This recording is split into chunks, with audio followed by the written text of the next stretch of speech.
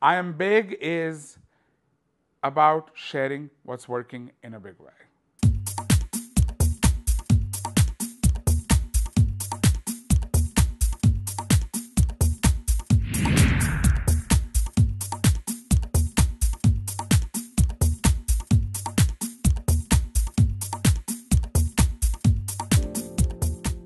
On May 27, 2005, Hannah received the news that her father had been murdered in Korea. Hannah is here today to talk to us about this extremely painful experience, the turmoil that followed, and where she's at today. Please welcome Hannah to the I Am Big Show.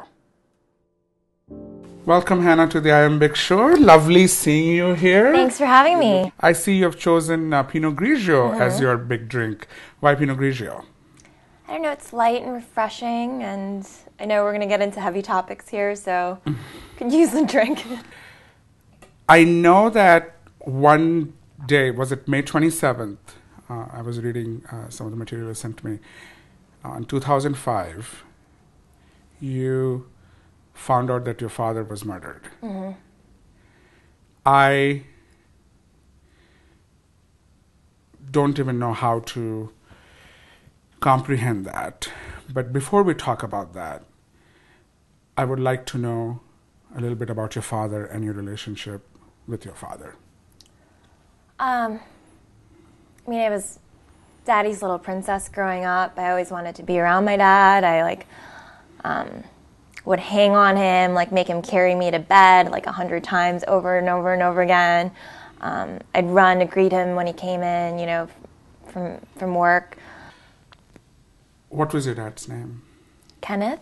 Kenneth. Mm-hmm. I know we are here to discuss something which I think almost any child will not be able to comprehend. And the fact that you're here to discuss that today, to me, is very brave and very honest and very, very real. And thank you for doing that. I know that you got information on May 27, 2005, that your dad was murdered in Korea. Mm-hmm. What happened? My world fell apart. I didn't know how to handle that news. I didn't even know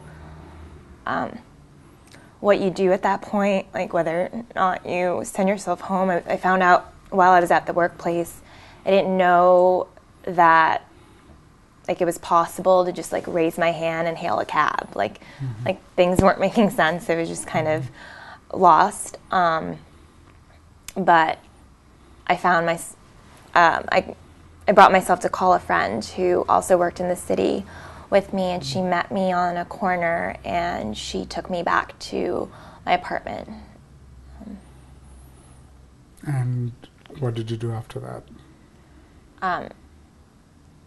I was driven out to the suburbs. Mm-hmm. So I was working in Chicago. I was brought back to my apartment in Evanston, and then a friend of mine drove me out to my mom's place in the suburbs, so in Glenview, Illinois. Then at that point, I waited till my mom got home, and I met with my brother at her house. And you were all here in a Chicago suburb, and your dad at that time was in Korea. Mm-hmm. What did you all do after that? Here you get this news. How do you, what? So we decided, obviously, that one of us needs to go to Korea and meet with the police there and the detectives, and they need family to identify the body. So the initial discussions, we were worried about money and flights. So we knew that I was going. I was the closest with my dad out of all of us, so if anyone was going to go, it was me. But then we thought about it some more, and we were like, no, we need to go as a family. I'm not that proficient in Korean. Have you ever been to Korea before? And I had not been back to Korea since I was about 6 years old. So we flew, I think, the next day. And we met with the detectives there as soon as we got in. I couldn't understand a lot of what was communicated to me because it was in formal Korean, something that I'd have a hard time understanding. And it seemed like the detective was contradicting himself on a number of points here and there. It was really frustrating. I was just very confused. How old were you at that time? How old was I? At that time, 22. Wow. Mm-hmm. When you first found out that he was murdered,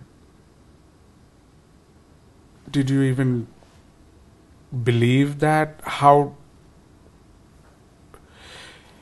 When I first found out that my dad's no more, the person kept telling me, and I was around 23, I think, at that time, and the person kept repeating because he died of a sudden heart attack, and I just could not.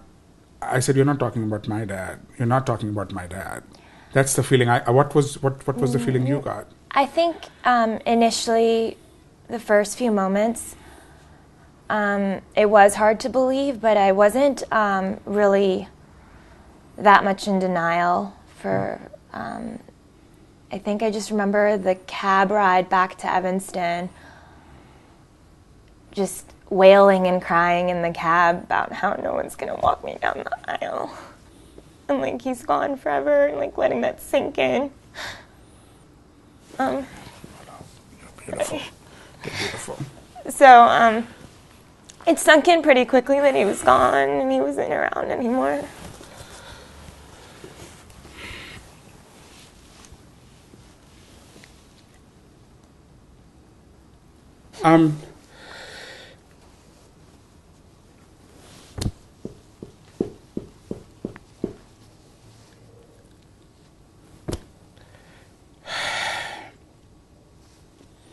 How was your?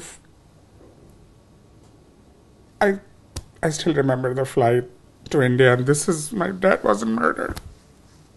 He kind of died a natural death, so it was very sudden, but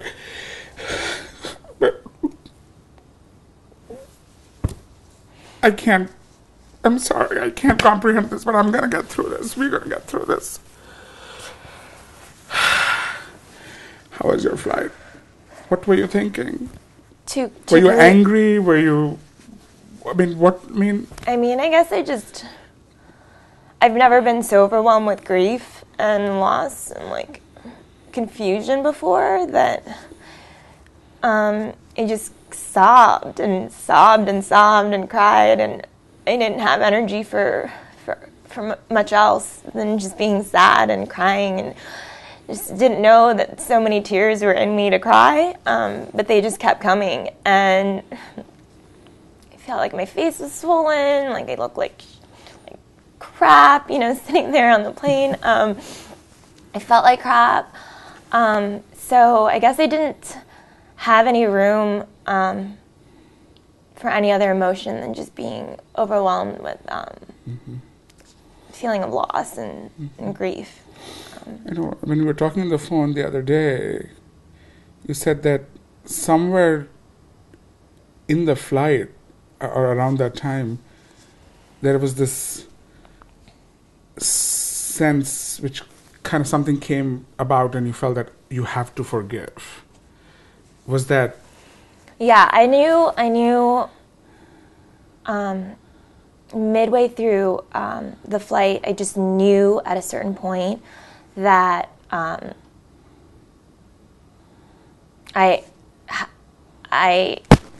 didn't have any feelings of bitterness towards whoever did this.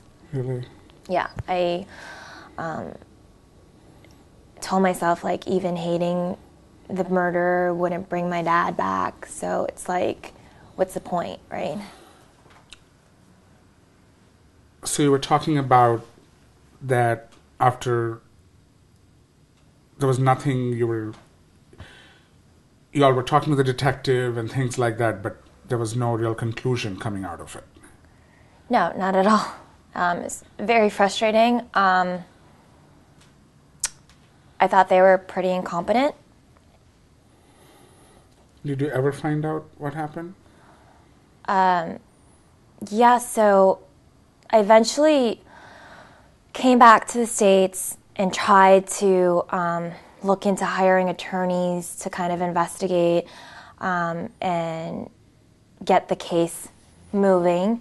But there came a point where I just kind of had to give up. I realized that I wasn't making any progress and that my efforts were fruitless. I decided to get my life back on track.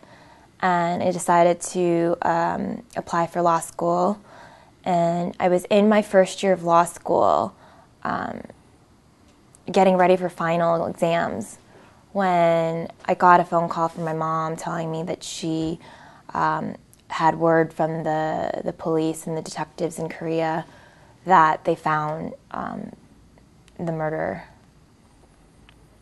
Do you know why he was murdered? I don't. To this day, I have no idea. Did you ever go back to Korea? I did. So the murderer, apparently he was a psychopath. He killed 8 or 9 victims over the course of 2 years or so, and he was convicted and on death row for another murder. And while he was on death row, he had confessed to the commission of my father's murder. I felt the need to go and visit this man face to face, ask him my questions, and kind of get a sense for whether or not they have the right guy. So I, instead of taking on a summer associate position right after my first year of law school, I decided to teach abroad and teach in Korea. Once I inquired about visiting him, the man who killed my father, he had committed suicide just a few weeks before. So I didn't get a chance to meet him, but I did get a chance to meet his accomplice, who was his older brother. It was a few hours outside of Seoul. So we had to take a bus there. I was accompanied by my aunt and uncle. We went to the Daejeon prison. And I didn't know that my meeting with this man would be timed. I didn't know that we only had, I think, about 8 or 10 minutes. And a lot of the time was spent explaining who I was, and where I'd come from. And my uncle, he got a little heated, and he kind of reprimanded the guy and was like, do you know where she came from? She made the trip all the way from the United States. Do you know how you ruined her life? Do you know what you did to her? And he was kind of on a little bit of a rant. And we realized that we only had like 3 minutes left. We saw a timer. And as soon as we saw that timer, and it was ticking down, there was a sense of urgency. I had to get my questions across. This is the whole point. I had made, the trip over. So asking him things about the incident. My father was murdered in the parking lot of the Olympic Stadium in Seoul. It just happened to be that your father was in the wrong place. At the wrong time. There's no other agenda or anything. Yeah, I don't know if there was an altercation, maybe. I think what's important, I know you mentioned earlier that you had pretty much forgiven even before you got to Korea the first time on that flight. This meeting, did that give you any kind of closure? Did it help you move on, or let go? I would say more than moving on. Did it let go? What did this meeting do for you? I realize I'm an anomaly, and that most people in my situation may not have reacted the same way, and I would not blame them in the least bit. I did forgive this man and his brother the day, maybe within the first 24 hours of finding out that my dad was gone. But were there times where I felt resentment and anger and wanted vindication? Yes, but those moments didn't last. I would entertain thoughts of getting my retribution one day, when I'd get so deep into my mourning. But it never, those feelings never really lasted. And even after meeting this guy, he had the nerve to say to me, well, my life is over too. My daughter won't speak to me. Like, I'm stuck in here forever, and spinning it around on himself, like painting himself as the victim, and like, okay. But I don't know. There's meaning in communicating my forgiveness towards this man, even if there's no possibility of redemption for him. I don't know. Maybe one day, if he decides he does feel sorry about it, or he'll look back and remember my visit and know that I forgave him when I didn't have to. And maybe that'll make him feel worse about it. Maybe it'll make him feel better knowing that I did forgive him. To me, what's really powerful, and I think to every viewer watching, is you made a decision to not be the victim. Yeah. And I remember you had mentioned this to me on the phone, which is it's sunk into my heart, and nobody can ever take this out of me. It's something you said. They took my father's life away. I am not going to let them take my life. And what even amazes me more than anything, just reading about you and talking to you, is not only did you forgive and let go a lot of it, as much as humanly possible, you have spent a lot of your time since advocating no death penalty. Is that correct? Yeah. So how does... that kind of fell into my lap. I was put in touch with the director of an organization called Murdered Victims Families for Reconciliation, MVFR.